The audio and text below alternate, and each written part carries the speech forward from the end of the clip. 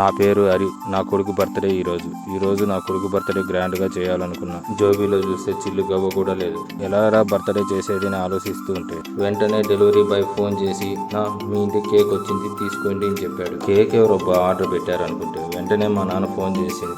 మనమనికి బర్త్డేకి cake order పెట్టాను తీసుకో అని చెప్పాడు. మా నాన్న 3 నెలలైంది మా అవ్వను చూసుకోవడానికి ఊరెళ్ళాడు. మనవని బర్త్డే మాత్రం మర్చిపోలేదు. కేక్ ఇంటికి తీసి చూడగా కేక్ మాత్రం సూపర్గా ఉంది. బర్త్డే పార్టీకి అయితే ఎవరిని పిలిచలేదు. మా నాన్న, మా అమ్మ, నా భార్య, పిల్లలు మాత్రమే ఉన్నాము. క్యాండిల్ వెలిగించి మా అవ్వని దగ్గర కేక్ కట్ చేయించాము. తర్వాత నా భార్య మా అవ్వనికి కేక్ తినిపించింది. వాడు నచ్చలేదేమో ఉంచేశాడు.